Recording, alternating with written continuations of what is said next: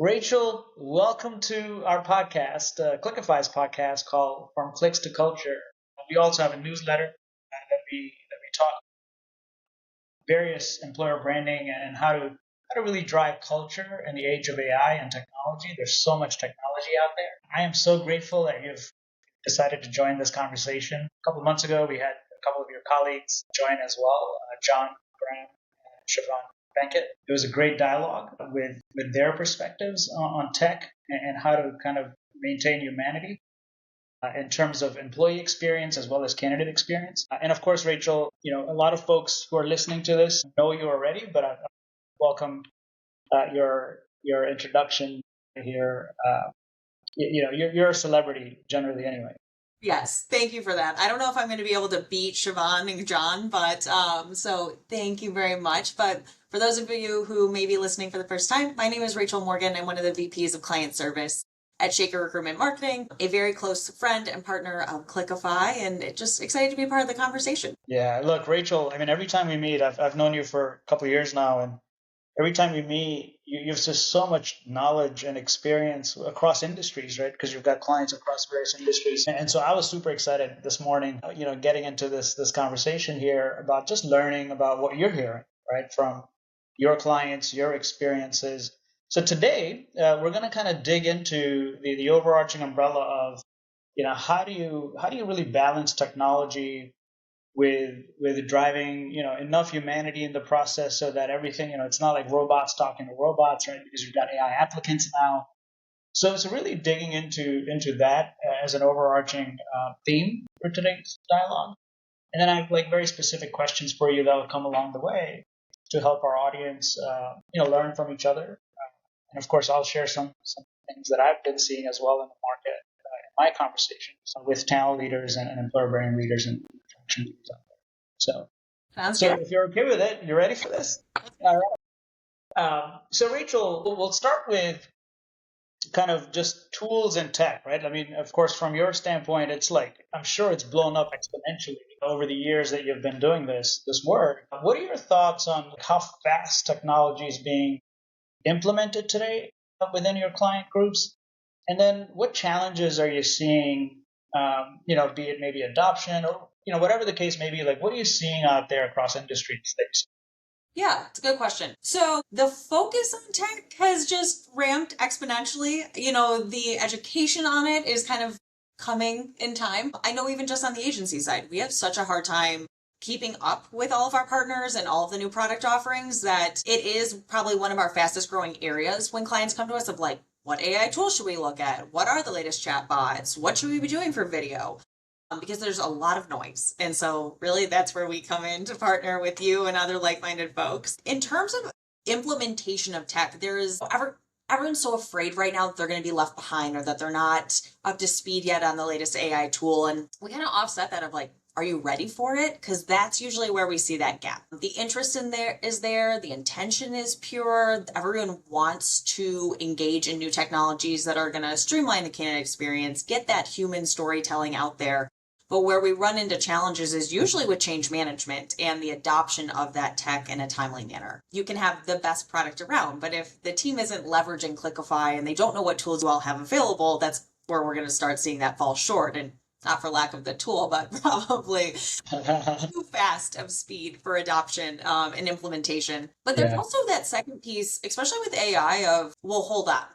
Now legal needs to get involved. Now InfoSec is here. So there's definitely a little bit of a longer process for implementation and adoption, just as we start to understand what is really that human plus element, as we call it at Shaker. How does that ingrain with technology? Yes, AI is a component of the tool. It's not the entire tool, and trying to really cut that down to the basics. Yeah, that's such a great point, right? Like the speed is just, I mean, I'm in tech, right? Like that we're a tech company and it's just crazy. Like some of like I just heard there's a new model that just got rolled out, out of China. Like there's so many AI models that are now available for people at a very reasonable cost structure, right? So becoming more affordable day by day. And I think that's one of the reasons why you may be seeing the explosion of all of these tech tools that are, people are building. And in many ways, they're trying to solve a problem, right? A business problem that that might exist. Now, from your standpoint, when you look at the number of tools that the clients have today, and of course we have a little bit of data on this as well because we do our annual survey around this. What are you saying? Like, what would you say an average number of tools is that a client is either touching or actually actively using today? We'll break that into two parts. Touching versus actively using, we are trying to streamline to the best of our ability, which is helpful because there's a lot of acquisition going on. Everyone's trying to build something that is truly end to end, which is appreciated from probably a user standpoint, implementation standpoint. It is easy to get caught up in, I need the latest tool. Great.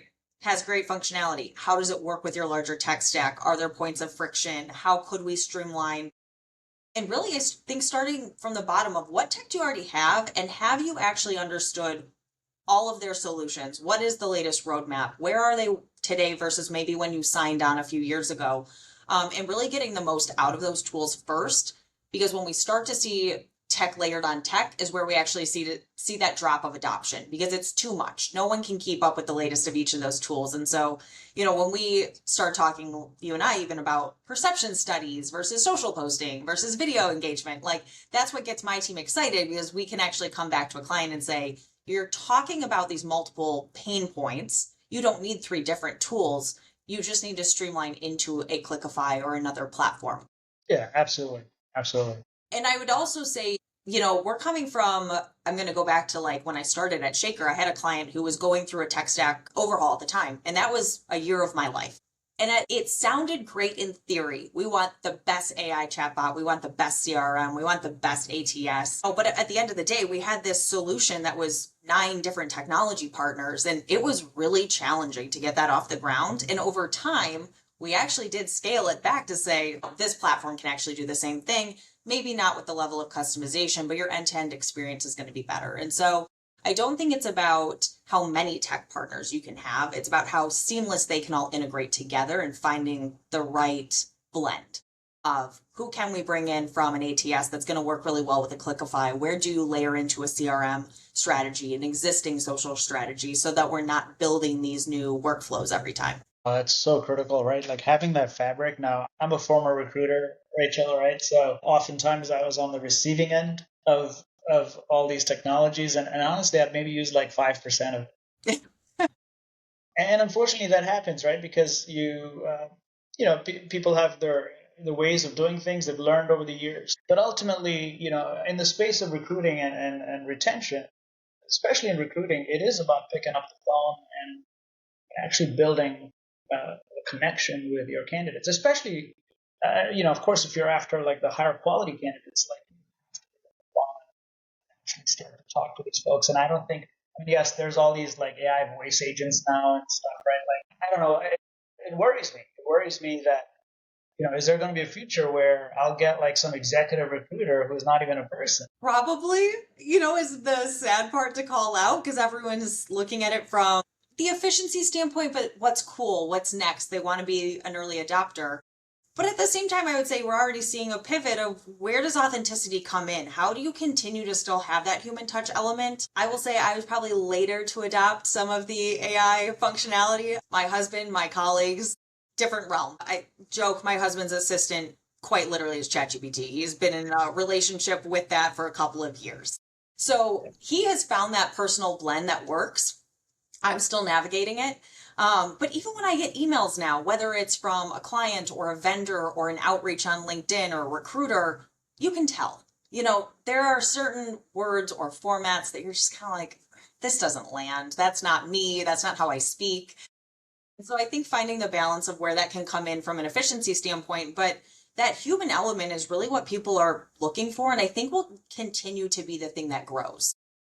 It's great to get to an applicant faster. It's great to have that scheduling component quickly. It's great to get a response out that we are looking at your resume. We'll get back to you in X number of days and level setting. But if I get to a certain point in the funnel, I don't want a bot. I don't want an automated email outreach or a text message. I want that human element, especially when it comes to a career. Like, it's such a personal choice. How do you not have a human attached to that decision making to help you along the way? So even within like consumer marketing, I would say a lot of it is coming back down to how do we have that sticking element that kind of like tugs at you throughout start to end. And that's really where I see, like a Cliquify coming in of what is the realistic perception of this job? What does your day to day look like? What am I going to benefit out of? Who are my coworkers? What is my manager like before I start? Even if it's a short snippet, just getting a feel for honestly the vibe that you're entering into without it being something that is just auto generated content telling you what Yeah, it's going to be like. yeah, absolutely. And you're right. I think to your point, you've got certain processes maybe up the funnel that you can try to automate. There's definitely efficiency gains there. To your point, it depends on the segment or the type of talent as well, right? So it could be if you're looking for transient talent, is what we call it, right? Like somebody who's a cashier at Walmart, different process for them, right? But I would argue actually, right? Like taking that example, you always hear like clients say, hey, this is like a high turnover kind of a role, so therefore, we can't afford to have recruiters. But then you have the flip side to that, right? Which is, hey, what if you actually paid attention to the quality of the top of the funnel, even for roles that are high turnover, and you reduce that turnover by the virtue of instilling more human into the process? Is there a case for that, Rachel? Definitely. I mean, without getting client names, and this is not new, but we had a client warehousing. They have a freezing warehouse and they had this extremely high turnover. And it's like, well, do individuals when they're applying up front know that it's going to be 30 degrees in this warehouse? Or is that something that they're learning on day one? That's why you have this high attrition, why we're constantly spending money to continue filling that funnel. The answer was no. And so in their case, they actually did a handful of realistic job previews. They got video embedded in their outreach points, in their job description. And yes, we paid a little bit more up front, but you weren't seeing the turnover because everyone knew what they were getting. There's nothing worse than signing up for anything and getting a surprise. Oh yeah, absolutely. Yeah, you kind of want to have, even if it's like 70% accurate, right? Yeah, It's exactly. better than like a job description. And who knows if people are even reading it these days, right? Yeah. So Rachel, I'm gonna say, by the way, thank you so much. This is super helpful, and the insight that you're providing. Switching gears into kind of the challenges, right? Because this is January. I mean, I can't say Happy New Year anymore. But as you're looking at 2026, like what are some of the challenges, just high level, your clients, like what are the themes that you're picking up across industries? Yeah. Well, we'll start with the not so fun one for everyone. Lovely budget reductions came in fast and furious in January and even continuing. So, not a new problem, but doing more with less, making sure that we are spending dollars in a very thoughtful and concise way. And a lot of historical media like spend used to be around media. And I think that's where we're seeing honestly the largest shift is media only solves one part of the problem. A lot of it is coming up in talking about what is your employer brand? What is the relationship with candidates? How are you getting in front of them at these multiple touch points? What content are you sharing? And so, yes, media gets down to a portion of it, but when we think about the funnel, at least on the Shaker side, paid media is the last component of our recruitment marketing framework. What is the storytelling element? What does your ambassadorship program look like? How are you leveraging your internal kind of like cheerleaders and really taking advantage of like that owned voice that already exists today? So I think that's probably number one. Second, AI adoption, which can mean a multitude of things. I think right now we're in early stages of education. What AI tools are available in terms of LLMs, what clients are building their own, what add-on technologies already have some level of AI component that they could potentially see that efficiency from. And we'll see how that shifts. And then third, kind of going back to the first one is really it's content. I mean, the number of inquiries that we're getting around employer brand refreshes, or we need new video content, or we need new shorts for social. We've been talking about social as the platform and the outreach for years now, and that kind of skyrocketed, especially when Snapchat was big, and then it went TikTok. But as we start to see, especially TikTok grow, but also the behavior shift with that of like that snackable content, how long someone's engaging, I think that's where a lot of folks are starting to really pivot their time of like, we have these stories. We already have the platforms. It's just leveraging them in a cohesive fashion. And starting from internal, it's no longer about external go to market strategies. It's internal go to market and making sure that your employees are the first point of reference when considering a company and they're acting as that universal brand. Yeah, absolutely. Well, hey, those are some heavy hitting areas, Rachel. I am, and of course you combine that with the budget pressures. It's almost like a perfect storm, right? Doing more with less, right? So how do you leverage like partners like Shaker that are enabled by technologies, right? Vendor technologies or their own. I think that is the future, right? Where I we see the same thing, Rachel. We're not seeing like recruitment marketing headcount increase. Yeah, Right? So there has to be a way to be more efficient in the operations to be able to drive more output for absolutely. the same amount of dollars, maybe even reduce dollars. Where do you see, Rachel, kind of data and insights play into all of this from your standpoint as well as your customers? Foundational. That's like the first question now that's coming up. We're coming out of the spend free for all that was 2020, probably even into 2024, to be honest. And so now most of it is rooted in like, what's the return that I'm getting out of? How am I actually going to measure the success of that? And it's shifting from, I got X number of applications or X number of hires into what is that upper funnel engagement? What is the dictation and kind of follow through on quality as I get lower down that funnel? I was speaking to a colleague of mine who was on a call with you actually recently for another client. And, you know, how can we start small? That's always what we kind of are pushing now is I hate the word pilot, but what can we pilot? What can we show proof of concept? How can we show the level of engagement? How does this come to scale? And it's all going to be rooted in data, whether it's ATS data, Cliquify data, social data, or perception data. If we're doing, especially with storytelling, that's always been a hard part is, well, how do we measure employer brand? How do we measure sentiment? For better or worse, that's kind of where AI is coming in now is what are all of these tools saying about you? Where are they scraping data and content? And how can we share different content to, really make sure that we're sharing the right narrative? And I think part of that comes back into, with Cliquify as an example, what content is resonating? How is it being shared out? What platforms are we really going to try to lean into? Because that's going to have a downstream impact on their larger recruitment marketing and employer brand, like budgets, but their roadmap. Where are they shifting their focus, especially as they try to find new talent or, with the upcoming like Gen Z workforce, getting in front of them in different avenues? Because it's not going to be the traditional Google, Indeed, job board, LinkedIn, InMail. It's starting from that employee storytelling and the brand advocacy point. Uh, which is, Gen Zs or even the next gen, right? Really looking at, GPT or Gemini or any of these models, Perplexity, and searching for like what it's like to work at company XYZ. Are you starting to see a lot of that your clients asking for a They lot are. of that insight? OpenAI was probably the first to really come out and say, like, we're going to do ads and we're going to take it one step beyond that. And we're probably going to push into like the job ad space, figure out what that looks like a different day. But yeah, that's the first point of reference. And it's becoming interesting in conversation because it's no longer, these are the top job boards. I need to update my profile on them. That's not where candidates are going. Instead, we're looking at, market insight reports like a Clio or a perception study to say, what are individuals saying across various job board points, career sites, review boards, platforms, and how is that being pulled into Perplexity, OpenAI? That's where we need to start shifting the story. That's where we need to start building content. And, Reddit being a huge one for years, there was a fear of Reddit because you don't control the narrative. And, we used to say like maybe get in these specific chat bot or chat groups. How do you talk to software engineers? Here's specialized talent. But now that's no longer like a nice to have.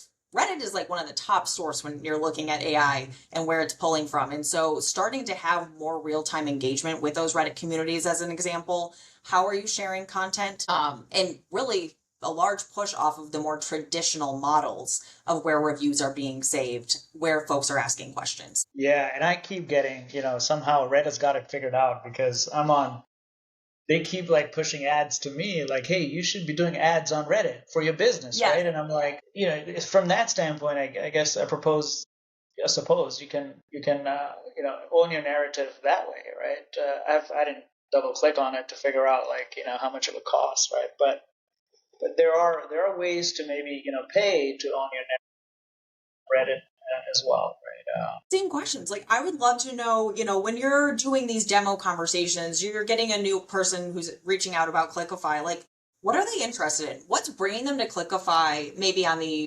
initial conversation?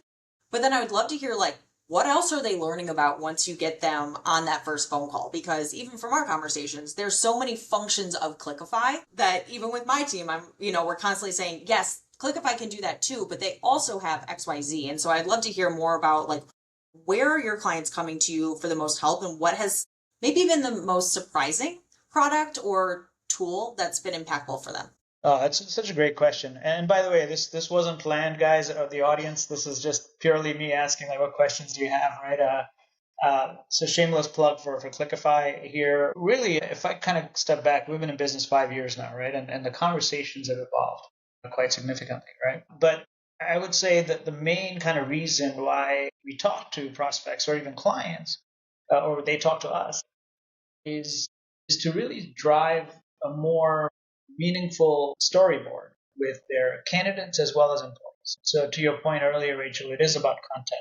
How do you drive authentic content while also being on, staying on brand? And it's UGC sounds great, but then there's, when you go into enterprises, there's a lot of risk associated. So part of it is, okay, hey, Amit or the Cliquify team, we're doing amazing on the media side, like the paid media side, but we need to drive more organic, right? We need to drive more stories out there. And it could be multiple channels, right? They might have a Phenom as the CRM or Rate and See, you name it, right? They might have all these amazing platforms, and I love them all, by the way. But really what's been missing is the actual story, the capturing of the stories. What do you do with those stories, right? To make them on brand, to really drive authenticity. And that's the initial conversation, right? That's the table stakes in terms of why people reach out to us. But as we are starting to talk to them, it's like, all right, well, okay, stories are one thing, but do you know, to your point, Rachel, like the data and the insights, right? Like, so over time, we start to actually build a story that says, hey, Rachel, for Shaker, as an example, if you share stories around volunteerism, that's your biggest conversion driver, right? But that data exists in so many different platforms today, right? And so the conversation quickly gets into, okay, analytics, the data, how do you actually have it all in one place where you can say, you know what, we tried this campaign, it didn't perform really well, so we need to pivot, right? And the campaign might be onboarding data scientists in Brazil. There's so many ways to, as you know, as your audience knows, to run campaigns, but really getting down to the nitty gritty of what should that story be, and then leveraging technology and partners like Shaker to say, all right, you know what, like here's the data from Cliquify, here's the data from Phenom, here's the data from, right? Like that's where the Shaker relationship becomes so critical because you're seeing it across all the platforms, right? I'm not, Cliquify isn't like the end all be all, right? But we are the end all be all when it relates to employer branding and content, right? It is your gold standard for partners. And I mean, like when you're doing an integration, do you have ones that you're like, oh, this is a lock? What a great question. Because we are capturing and storing content in so many different formats, we kind of are agnostic to who the partner is, right? You could say, okay, is it one click? Like, can I have one click and then just drop it in a career site? So absolutely. We've got embed features, all that good stuff, right? But for us, like you could be on any CRM or any career site host, right? You could be anywhere because our answer typically is like, hey, you just need to know what format is accepted by these various tech providers. And then we become the hub for all the stories, including social media, which I would say the gold standard for us is actually the social media channels as integrators, right? And we just announced our Microsoft relationship. So now, like, as you're typing in an email, now you can actually get Cliquify stories right in your Outlook like interface.